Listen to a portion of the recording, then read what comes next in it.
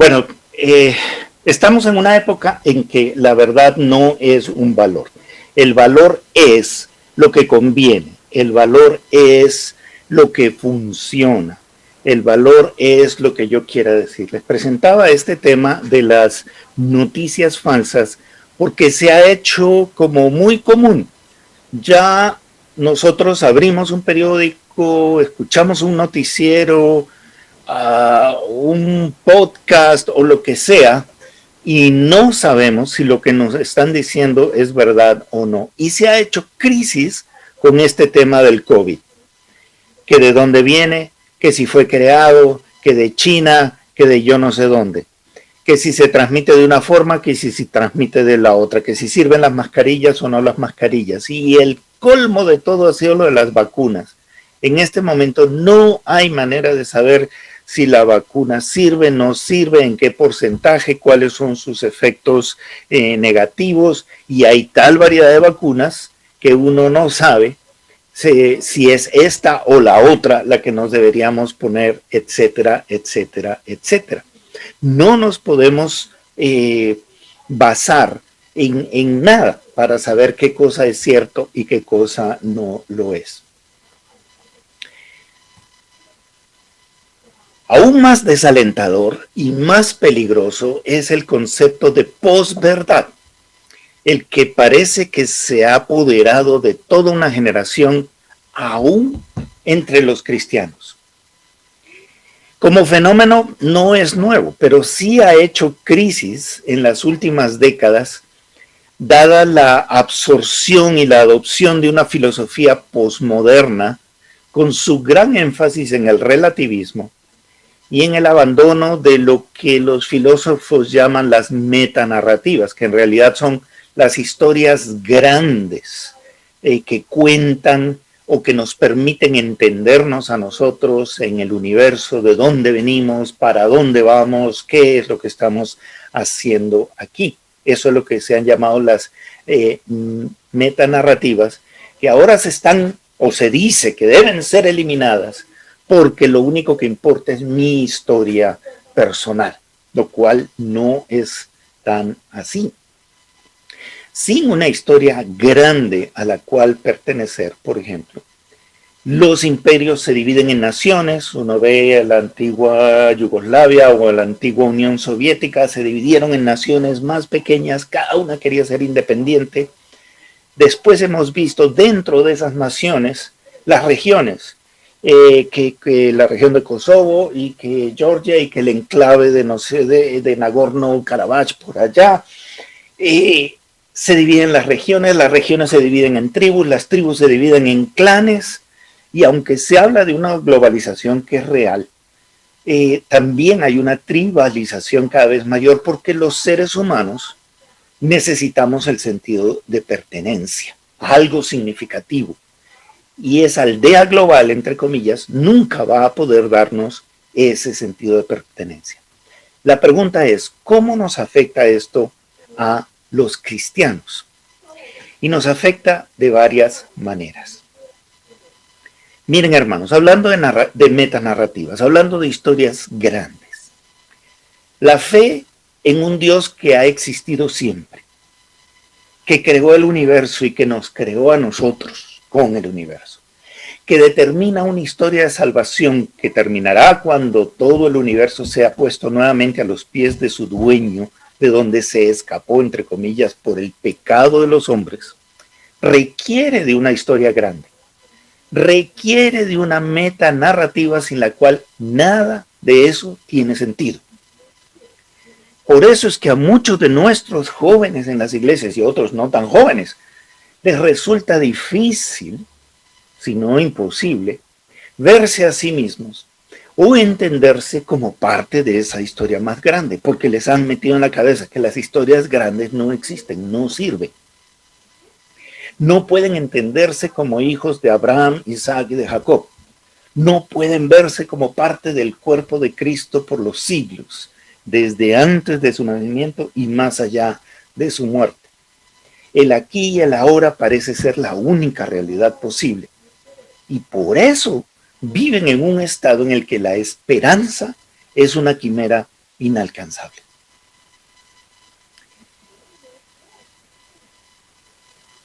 Saberme parte del cuerpo de Cristo, con hombres y mujeres de toda raza, de toda lengua, de toda nación, de toda condición social a lo largo de los siglos, es una hermosa idea, pero se necesita algo más.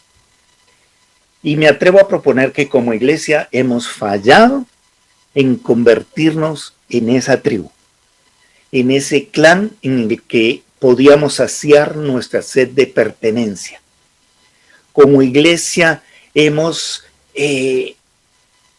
no hemos sido un lugar donde podemos ser conocidos por nombre, donde nuestras necesidades son reconocidas, son conocidas, son asumidas como parte de la comunidad. En una familia funcional, cuando alguien se enferma, los demás no se desentienden, ni lo ignoran, y siguen sus vidas como si nada pasara. Nuestro modelo de iglesia al que nos hemos aferrado es más bien como el de esos muñequitos que ustedes ven allí. Es como un teatro donde se ofrece 1 o 2 o 10 funciones de entretenimiento religioso cada domingo. Y eso hizo que nuestros hermanos se convirtieran en feligreses, en el mejor de los casos, pero que tuvieran que buscar en otro lado donde ser personas, con nombre, con apellido, con dolores, con llantos, con risas, con tristezas.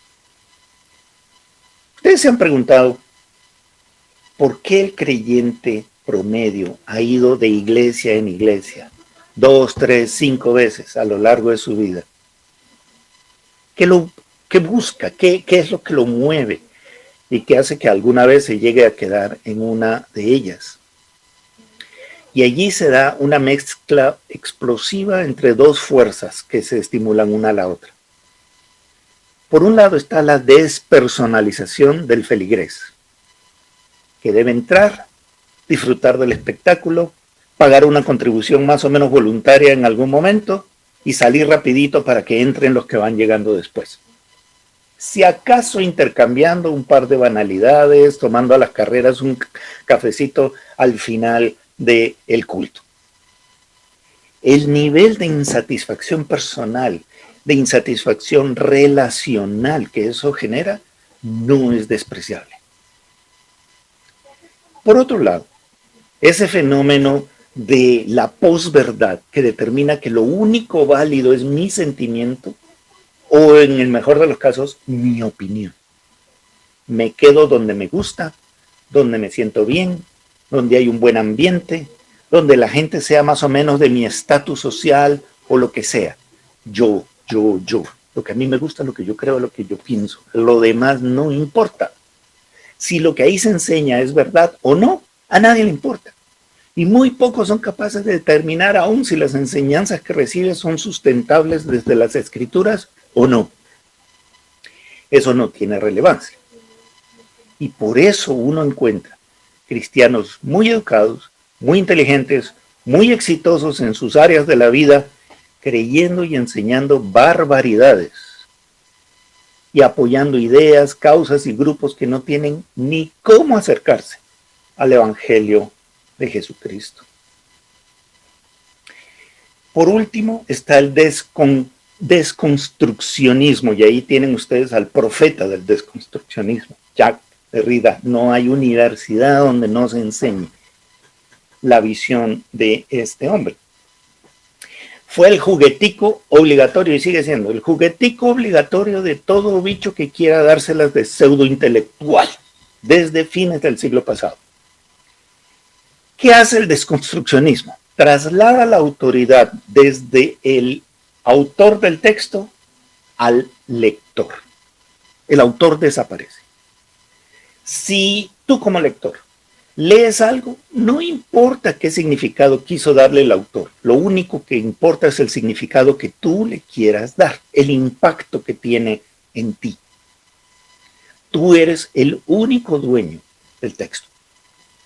Por eso decirle a un deconstruccionista, así está escrito, como le respondió Jesús al demonio en el desierto. O decir, así dice el Señor, es como querer llenar de agua un colador.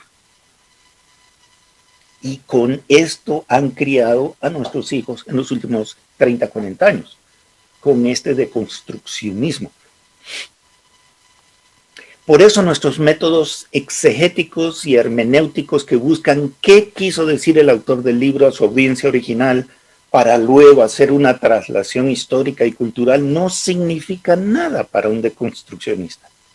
Si lo que leen en la Biblia no les parece, no es verdad.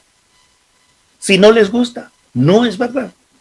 Si va en contravía de sus opiniones, de sus prejuicios o de su conveniencia, no es verdad. Por eso es que nuestros jóvenes leen la Biblia y siguen manejando su pensamiento como les da la gana, siguen manejando su dinero como les da la gana, siguen manejando su sexualidad como les da la gana y se siguen llamando cristianos. Y una cosa no va con la otra. Parafraseando a Pablo, debemos preguntarnos qué pues diremos a esto. Y creo que lo primero que tenemos que evitar es el síndrome de Elías, cuando él dice, yo solo he quedado, han matado a todos tus profetas y yo soy el único que queda, porque eso no es verdad. Aún entre nuestros jóvenes hay quienes no han doblado sus rodillas delante del Baal, del egocentrismo posmoderno.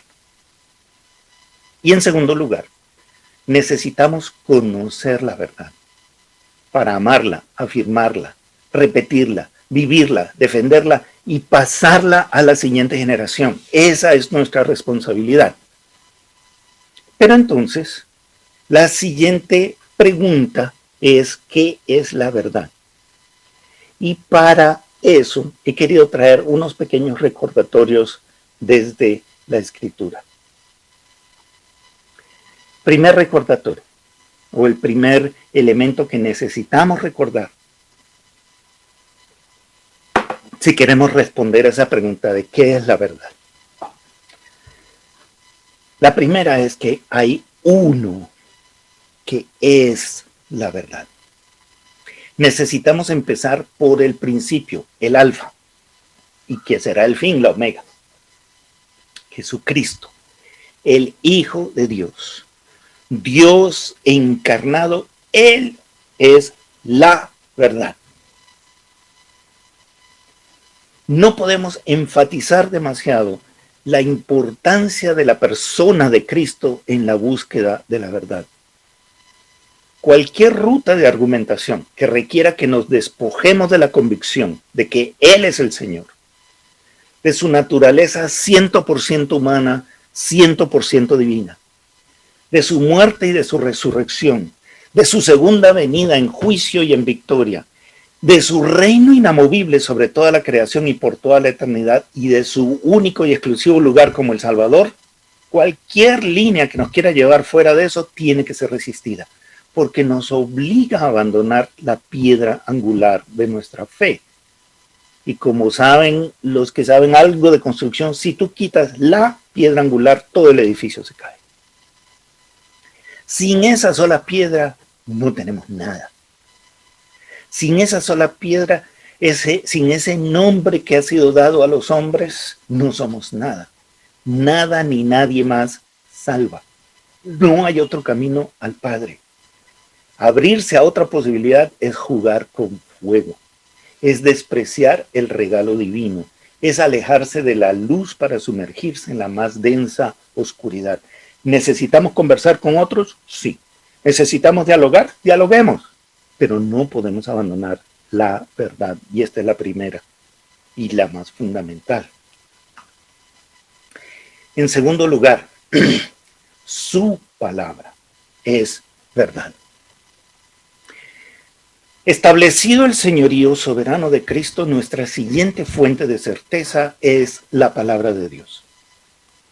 Nos van a decir que fue escrita por hombres, que la versión más cercana al tiempo de Jesús data por ahí de unos 300 años después de Cristo, si no más, que hay varias familias de manuscritos diferentes, que el texto ha sido sometido a copias y más copias durante los siglos, que cómo vamos a confiar que eso es la palabra de Dios. Sí, todo eso es verdad, pero nada de eso puede mellar nuestra confianza en las Escrituras.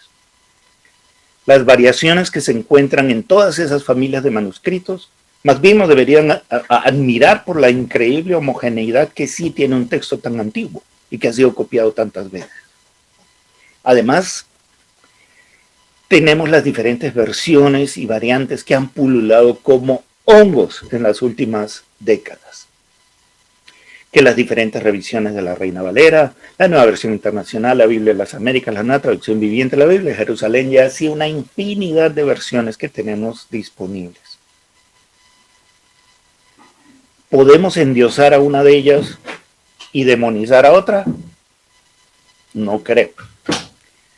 Fuera de las versiones inventadas como la de los falsos testigos, las demás son versiones y traducciones que deberían ayudarnos a estudiar la Biblia si de verdad la queremos estudiar. Eso sí, hay que diferenciar las traducciones y versiones de las paráfrasis, ya que ellas son muy susceptibles a interpretaciones. Y ya que hablamos de interpretaciones, necesitamos reconocer que nuestra lectura y nuestro entendimiento de la palabra siempre va a estar afectada por nosotros.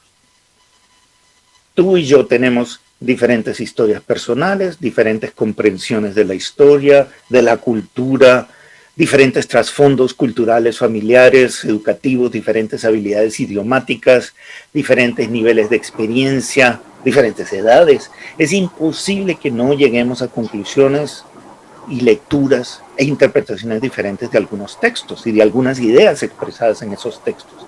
Y por eso es que el elemento de iglesia es importante. El elemento comunitario es importante. ¿Cómo lo leemos? No cómo lo leo yo, cómo lo leemos nosotros. Cómo se ha leído a lo largo de la historia. Y qué tan viable, qué tan necesario, qué tan importante es el elemento cultural contemporáneo. Necesitamos sentarnos y leer la Biblia juntos. En tercer lugar, necesitamos al Espíritu de verdad que nos guíe a toda verdad. Además de la persona de Jesucristo, que es la verdad, además de la palabra de Dios, que es verdad, tenemos al Espíritu Santo, el Espíritu de verdad, que nos lleva a la verdad.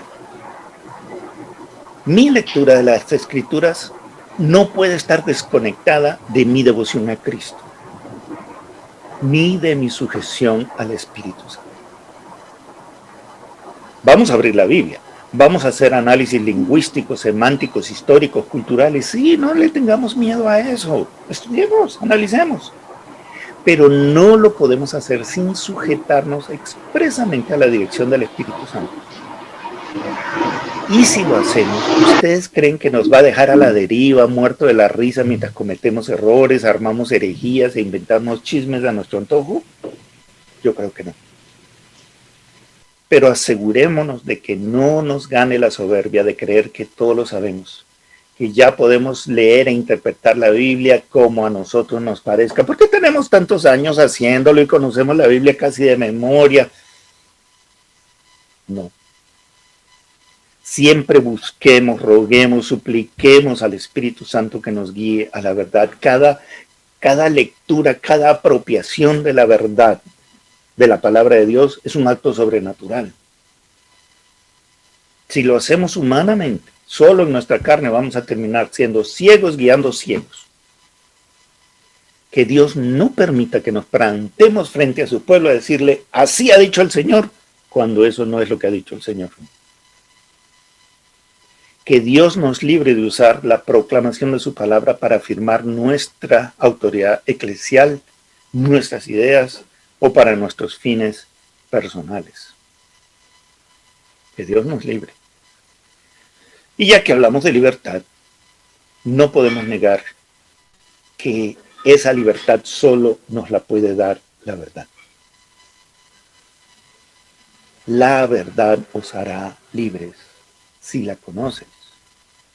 Si el Hijo, la verdad, os libertare, seréis verdaderamente libres. Y aquí hay un tema importante, porque otro de los grandes problemas de las actuales generaciones es que se han tragado la mentira de que la libertad es un absoluto. Les han dicho que si rechazan la autoridad de Dios serán libres. Y no pueden ver que la libertad es siempre relativa, no es absoluta. Son relativos para lo que tienen que ser absolutos y son absolutos para lo que tienen que ser relativos. Es increíble. Si no eres siervo del Dios de verdad, del Dios de luz, del Dios de gloria, eres un esclavo del padre de mentira, del señor de la oscuridad, del que solo sabe robar, matar y destruir. O es lo uno o es lo otro. El Hijo de Dios es la verdad. Y solo si ese Hijo os libertare, seréis verdaderamente libres. Solo la verdad te hace libre. No hay verdad fuera de esa verdad y no hay libertad fuera de esa verdad. Si decido que yo seré mi propio rey, si decides que tú serás tu propio rey, pues buena suerte. Pero lo único que estás haciendo es entregarle tu vida a un ídolo.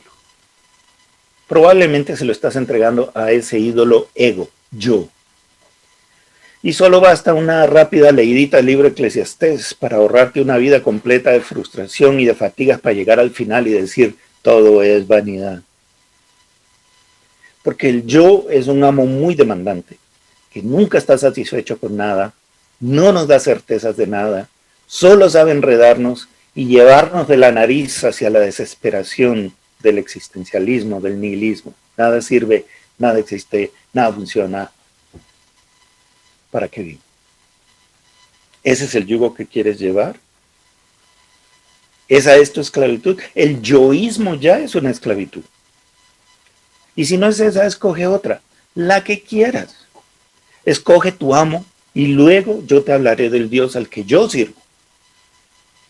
Mi Señor, el que me llama hijo, me adopta, me limpia, me glorifica, me salva, le da significado a mi vida, le da significado a mi muerte. Me ofrece una vida eterna por la cual pago un precio enorme. Menciona el amo que quieras y ninguno será más atractivo, más dulce, más grande. Solo Él me da vida. Los demás solamente me ofrecen muerte. Píntenla como la pinten. No, gracias. La verdad me hace libre. Y Cristo es la verdad.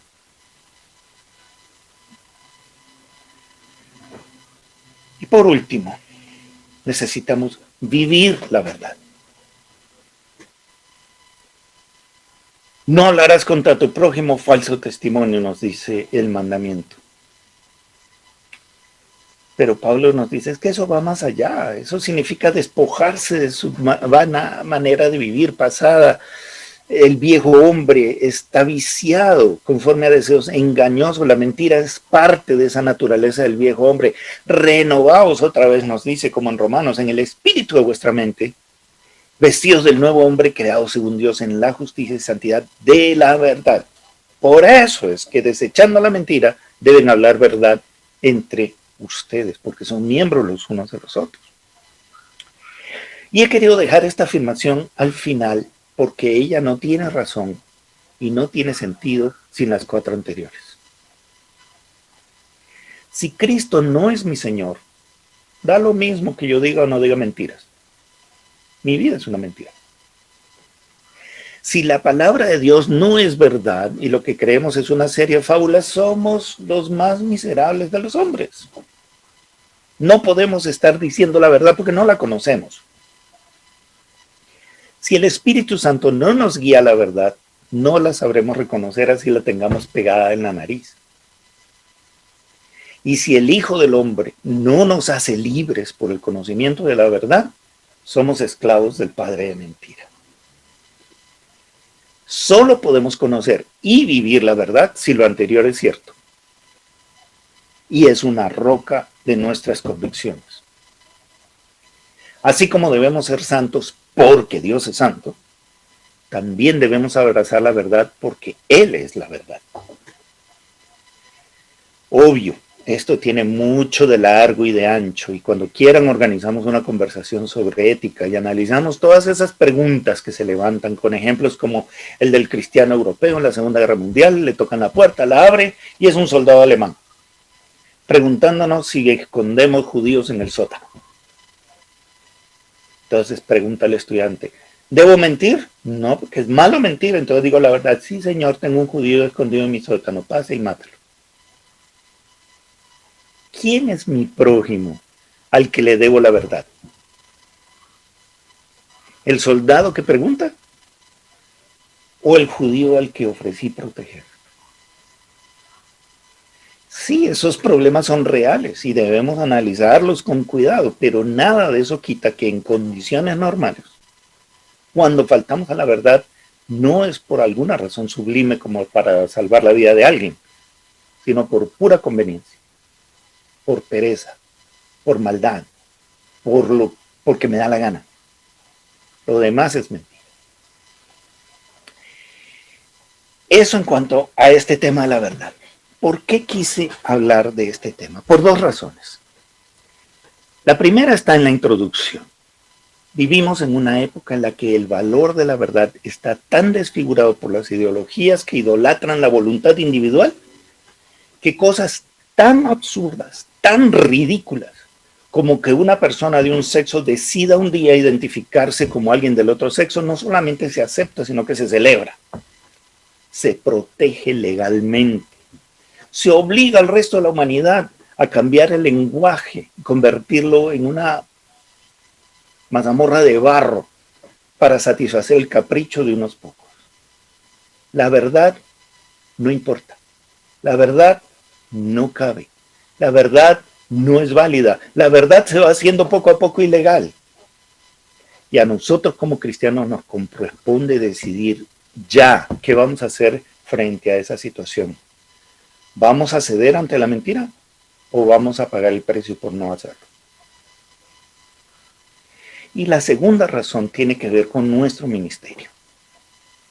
Porque necesitamos darles a las personas a las que cuidamos y discipulamos razones profundas para adoptar una u otra actitud, una u otra conducta.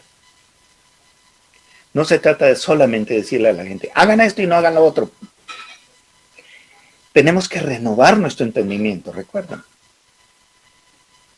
De manera que podamos obedecer a Dios por amor, claro que sí, pero también entendiendo en la medida de lo posible la profundidad, la importancia, el valor y el significado de esa obediencia.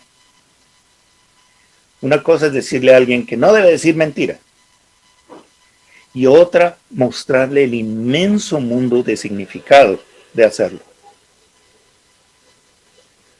El inmenso mundo de bien, de gloria, de maravilla que hay detrás de la decisión de abrazar la verdad. Mientras que el feligrés obedece porque le toca y hasta donde le conviene, el discípulo hará de la verdad una parte indisoluble de su identidad, pase lo que pase. Y no olviden, hermanos, que se nos mandó a ser discípulos, ni más ni menos. Espero que esta visión de los diferentes ángulos de la verdad, desde la realidad espiritual de la persona de Cristo, de la naturaleza de las Escrituras y de nuestra relación con ellos, sea un aliciente para abrazar lo verdadero y no dejarnos llevar por cualquier viento. Sabemos que el enemigo tratará de engañar aún a los escogidos. Engañar.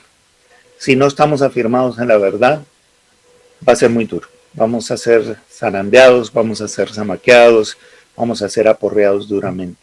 Y si nosotros lo somos, ¿qué le queda al pueblo de Dios? Señor de la gloria, te damos gracias por esta oportunidad de mirar la verdad, de acercarnos, Señor, a tu palabra, de acercarnos, Señor, a tu corazón, de acercarnos, Señor, a tu naturaleza, al corazón de quién eres tú y de quién estamos llamados a ser nosotros.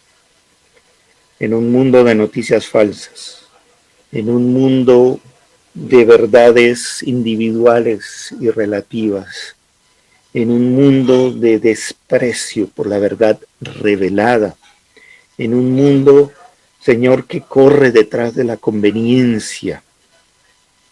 Nosotros te rogamos que nos permitas ser guiados hacia la verdad, que nos permitas abrazar la verdad, que nos permitas vivir la verdad, que nos permitas ser testigos de la verdad. porque de otra manera, Señor, vamos a ser ciegos dando tumbos y dándonos el lujo de guiar a otros a seguir dando esos tumbos también. Señor, derrama tu verdad sobre nuestras vidas y derrama tu verdad sobre nuestros ministerios, oh Dios. No nos permitas transmitir, enseñar, proclamar nada falso, nada que no sea, Señor, lo que tú quieres comunicarle a tu pueblo. Y si por decir la verdad, por levantar la verdad, por proclamar la verdad, el mundo nos aborrecerá, pues ¿qué hay de nuevo en eso? Si por la verdad tenemos que sufrir, ¿qué hay de nuevo en eso? Quiero rogarte de manera especial, Señor, por nuestros jóvenes, nuestros hijos, que son tan vulnerables a la mentira si no los hemos llenado de verdad.